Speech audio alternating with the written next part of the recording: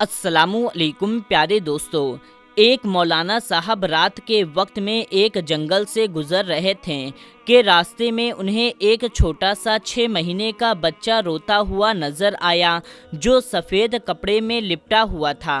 मौलाना साहब को उस बच्चे पर बहुत ज़्यादा तरस आई। उन्होंने उस बच्चे को अपनी गोद में ये कहते हुए उठा लिया कि न जाने कैसे कैसे लोग होते हैं जो अपने बच्चे को इस तरह से जंगल में छोड़कर चले जाते हैं। अगर कोई जानवर दरिंदा इस छोटे से बच्चे को खा जाए तो ये कितनी बुरी बात है। ये कहते हुए मौलाना साहब ने उस बच्चे को अपनी गोद में लिया और अपने घर की तरफ चल पड़े। जब मौलाना साहब अपने घर की तरफ जा रहे थे तो धीमे धीमे उस बच्चे का पैर और लंबा होता चला गया, यानी कि उसका पैर बड़ा होता चला गया। उसका पैर मौलाना साहब के पैर से टकराने लगा। ये देख कर के मौलाना साहब बहुत ज़्यादा हैरत में पड़ गए कि मेरा पैर किसके पैर से टकरा रहा है। जब उन्होंने अपनी नज़र नीचे करी तो उस बच्चे की तरफ देखा कि उस बच्चे का पैर इतना लंबा हो चुका है, तो मौलाना साहब ने डर करके उस बच्चे को फेंक दिया। कुरान पाक की तिलावत करना शुरू कर दिया और ज़ोर ज़ोर से कुरान पाक की तिलावत कर रहे थे कि इतने में वो बच्चा अचानक से बड़ा हो गया और मौलाना साहब के सामने खड़ा हो गया। वो मौलाना साहब के ऊपर हमला करना चाहता था, लेकिन मौलाना साहब कुरान पाक की तिलावत कर रहे थे, जिसकी वजह से वो उनके ऊपर हमला ना कर सका और वहाँ से ये कहते हुए भाग गया कि ए मौलाना, आज तुझे तेरे इस तिलावत ने बचा लिया, लेकिन एक दिन मैं तुझे ख़त्म कर दूंगा। मौलाना साहब ने कहा कि मुझे मेरे अल्लाह ने बचाया है और तू मेरा कभी कुछ नहीं बिगाड़ सकता, मेरा अल्लाह मेरे साथ है। दोस्तों, अब आप सोच रहे होंगे कि ये क्या माजरा है, ये बच्चा कौन था जो बड़ा होकर के मौलाना साहब के ऊपर हमला कर दिया, और ये मौलाना साहब कौन थे कि उनके जान के पीछे ये बच्चा आखिर क्यों पड़ा था, ये बच्चा कौन सी मखलूक था। तो आइए जानते हैं इस वीडियो में। इस सच्ची कहानी को सुनने के लिए आप इस वीडियो को पूरा आखिरी तक लाजमी देखते रहिए। दोस्तों, एक गांव में एक भाई बहन रहा करते थे। भाई की उम्र 21 साल और बहन की उम्र 19 साल थी, जो बहुत ज़्यादा खूबसूरत थी। इनके माँ बाप नहीं थे, ये दोनों अकेले रहा करते थे।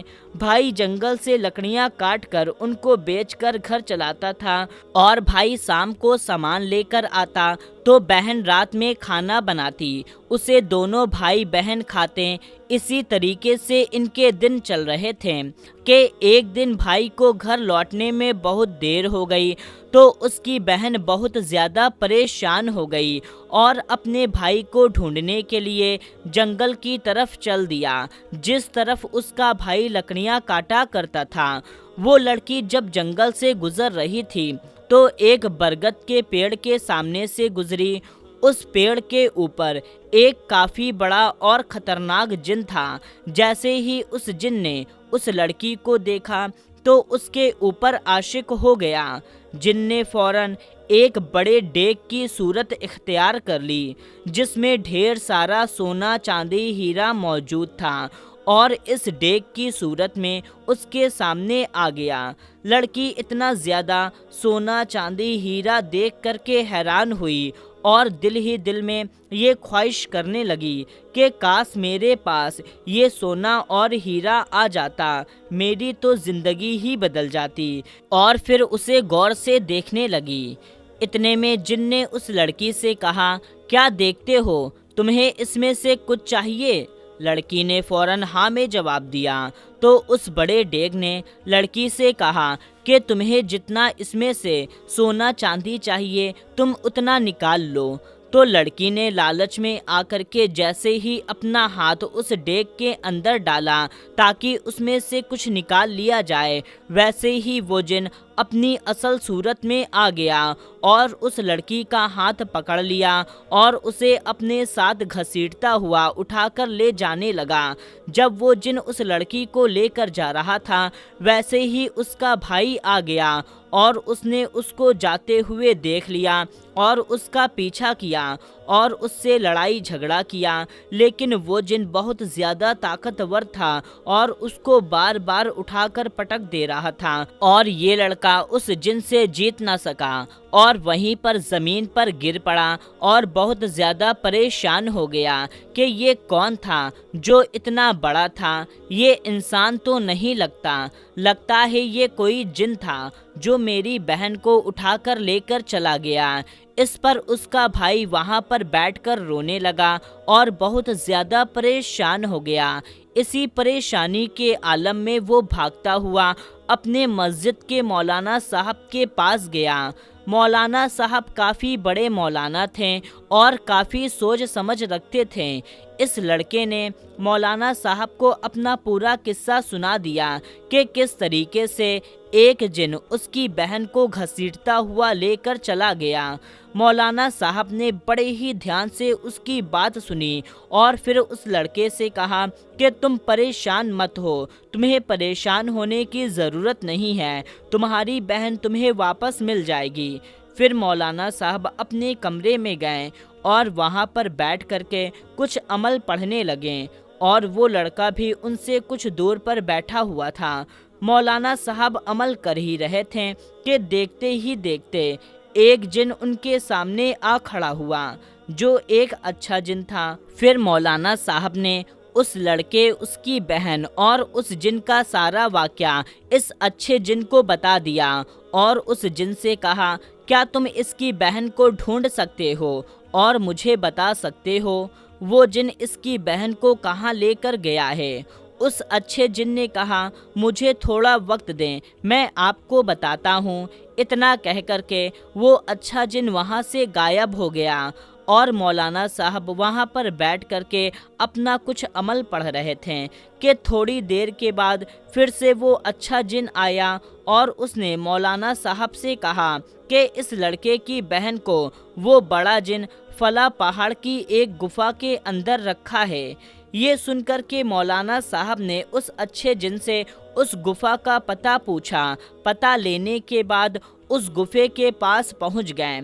گفے کے باہر مولانا صاحب بیٹھ گئے اور زور زور سے کچھ عمل پڑھنا شروع کر دیا۔ ان کی آواز کو سن کر کے وہ جن بہت زیادہ گھبرا گیا، پریشان ہونے لگا اور تھوڑی ہی دیر میں اس کا دم گھٹنے لگا۔ وہ جن اس گفا کے باہر آنے کی بہت کوشش کر رہا تھا، لیکن گفا کے باہر ہی مولانا صاحب بیٹھ کر کے زور زور سے عمل پڑھ رہے تھے کہ جس کی آواز سے اس جن کو بہت زیادہ تکلیف ہوئی، اور اتنی زیادہ تکلیف ہوئی کہ وہ وہیں پر اس کا اسی وقت انتقال ہو گیا۔ انتقال سے پہلے اس جن کی ایک زوردار چیخ نکلی تو مولانا صاحب کو یقین ہو گیا کہ اس جن کا انتقال ہو چکا ہے۔ اس کے بعد مولانا صاحب وہاں سے اٹھے اور اس گفا کے اندر گئے جہاں پر اس لڑکے کی بہن بے ہوش لیٹی ہوئی تھی۔ مولانا صاحب نے اس لڑکی کو اٹھایا اور اس لڑکے کے پاس لا کر کے اس کی بہن کو اس کو سونپ دیا۔ لیکن یہ معاملہ یہیں پر ختم نہیں ہوا، بلکہ وہ جو جن تھا جس کا مولانا صاحب نے اپنے عمل کے زور پر قتل کیا تھا، اس کی ایک اولاد تھی، اور یہ سب ہوتے ہوئے اس نے دیکھ لیا تھا کہ کس طریقے سے ایک مولانا نے اس کے باپ کا قتل کیا ہے۔ یہ بات اس جن کے بچے کے ذہن میں اچھی طرح سے بیٹھ گئی کہ مجھے اس مولانا سے بدلہ لینا ہے اور اس مولانا کو مارنا ہے۔ اس کے بعد اس جنگل میں وہ بچہ ایک 6 مہینے انسانی بچے کا شکل لے کر بیٹھ گیا تو مولانا صاحب نے اس بچے کو اپنی گود میں اٹھا لیا۔ اس کے بعد دیکھتے ہی دیکھتے اس بچے کا پیر بڑا ہوتا چلا گیا اور مولانا صاحب زور زور سے قرآن پاک کی تلاوت کرنے لگے، جس سے وہ بچہ ان کا کچھ بھی نقصان نہ کر پایا، اور یہ کہتے ہوئے چلا گیا کہ مولانا میں تجھے دیکھ لوں گا، تجھے تیرے اس تلاوت نے آج بچا لیا۔ مولانا صاحب نے کہا، مجھے اللہ نے بچایا ہے اور آگے بھی وہی بچاتا رہے گا۔ پھر ایک دن مولانا صاحب اپنے کمرے میں آرام فرما رہے تھے کہ اتنے میں یہ جن کا بچہ ان کے اوپر حملہ کرنے کی کوشش کرتا ہے، لیکن مولانا صاحب اس سے بچتے ہوئے اس بچے کو ایک بوتل میں قید کر لیتے ہیں اور اسے کہیں پر لے جا کر کے دفنا دیتے ہیں۔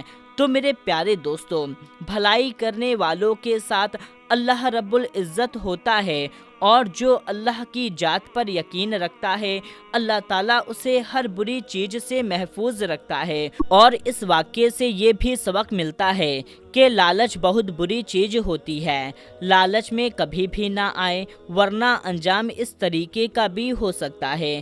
تو لالچ سے بچ کر کے رہیں، اور سنسان رات میں اس طریقے سے کوئی چیز ملے تو اس سے فوراً دور ہو جائیں، اور اس ویڈیو کو زیادہ سے زیادہ اور بھی لوگوں تک شیئر کریں تاکہ یہ واقعہ ان کو بھی معلوم چل سکے۔ تو دوستو ملتے ہیں، تب تک کے لیے السلام علیکم، اللہ حافظ۔